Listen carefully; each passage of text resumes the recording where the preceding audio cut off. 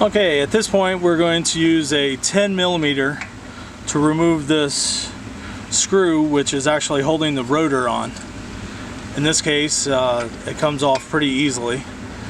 In this case, it was not rusted on like most of them. And being a 10mm, this is a standard piece and easy access. So once we remove that 10mm, this rotor will now be able to just slide off with a little help with a mallet.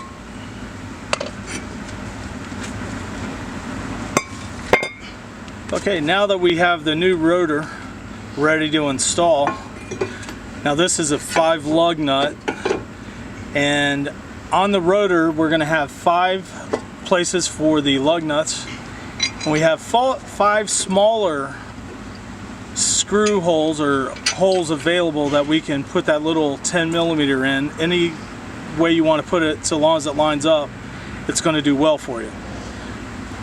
Now what we're doing now is putting a lug nut in to hold that there while we try to get this 10mm back in.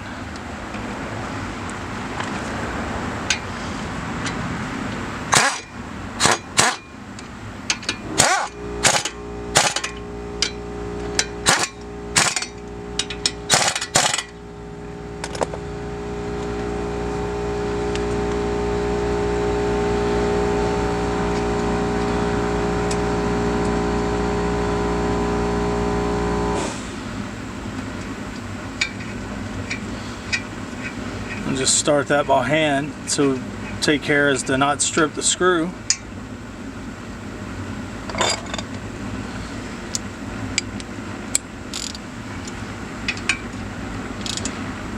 And we're going to just cinch it down tight enough just so it holds in place. Now at this point we'll remove the lug nuts.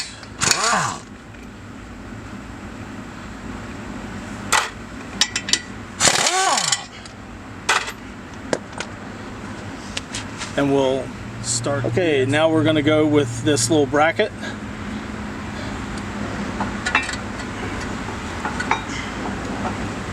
Again, this is a 15mm screws that we'll be using.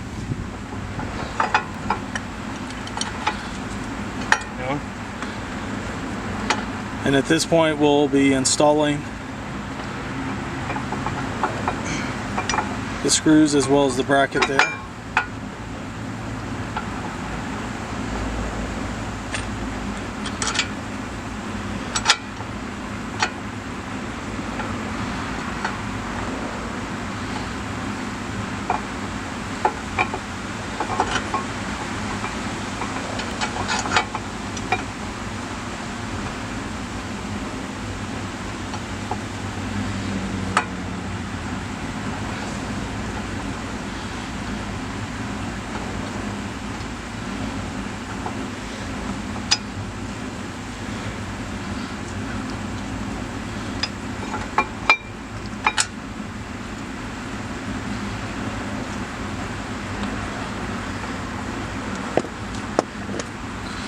Once you get those screws started by hand, then you can use your power tools if you have access to it.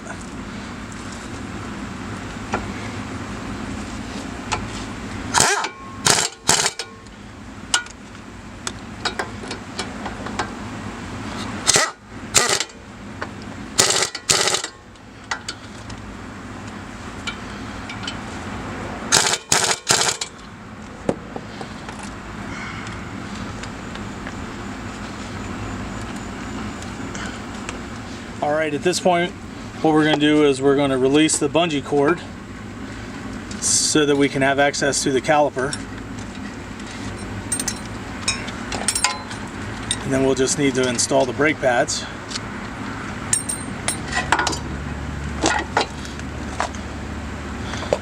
Now this particular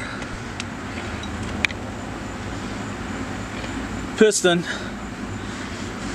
we have ceramic brake pads that we're doing here, and this has a little clip,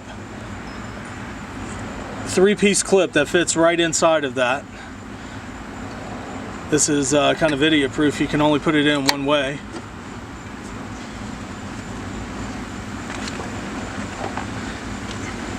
And with the brake pads. Now again, this is the ATE caliper brake pads, and the difference is going to be this little lip that has a bracket. The ones without the ATE do not have this little piece to hang down into that groove, so you'll know that right away. But if you're doing this, again, take a look at that ATE caliper, see if you have one. Okay, at this point what we're going to do is we're going to get these 7mm screws back into that little rubber housing there, so that when we put the brake caliper on, it's just one less piece and we can kind of get everything lined up quickly. Okay, at this point, if you try to put the calipers on and you didn't push the piston back far enough, this is the time that you can put your brake pad there. Go ahead, take your C-clamp, tighten it down, make sure you push that all the way back so it'll properly seat when you put it on the brake pad. Now at this point we're going to release the C-clamp, and then we're going to place the caliper back on the rotor there.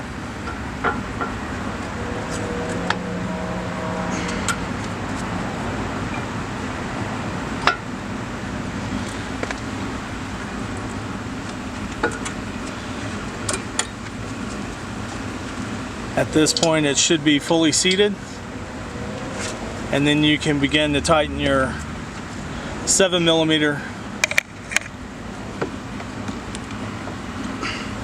hex.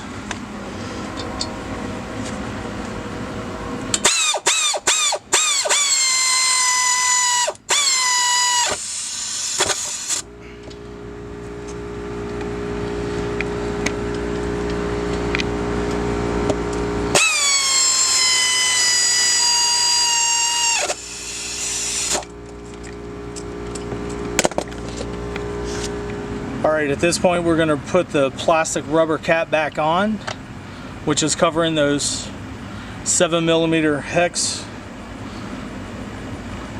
screw. And at this point the calipers are on, and this is where you want to take a look at the spring, which is actually holding the brake pad for the front outside. That kind of goes underneath, and these two little pins just fit inside those holes.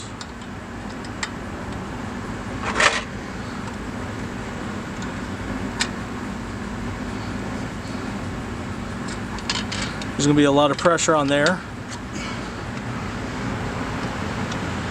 You just want to make sure those are fully seated in there for you. And make sure that spring is behind these two pieces here. Okay, where I was mentioning earlier, you have your Volvo name here, but right here is where it says ATE. Okay, this is the left hand side, but underneath it's ATE. Now one thing that we did realize is, if you look at the rotors, this is the 11.5-inch rotor. It's going to be 286mm on this, and on our other rotor you'll see that these fins, they're a little bit larger. This is actually the 12.5-inch, and I believe it's a 305mm, and you definitely want to make sure that you get the correct ones. ATE, that's how you tell, is going to be the 11.5.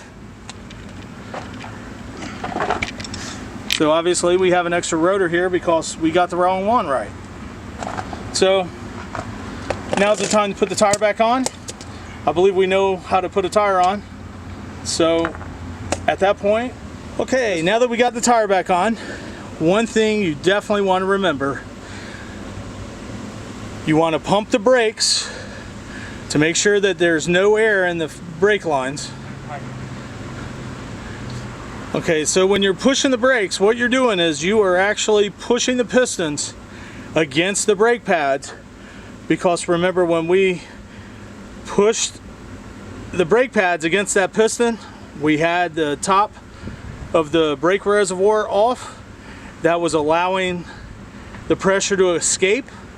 You're allowing that pressure now to get back to where it needs to be by pushing the piston all the way against the brake pads. Otherwise, you start driving down the road, you hit the brakes, nothing is going to happen. You are not going to stop. So this is a very important tip here. So make sure you pump the brakes, and don't go on a drive until you make sure that those brakes are fully functioning.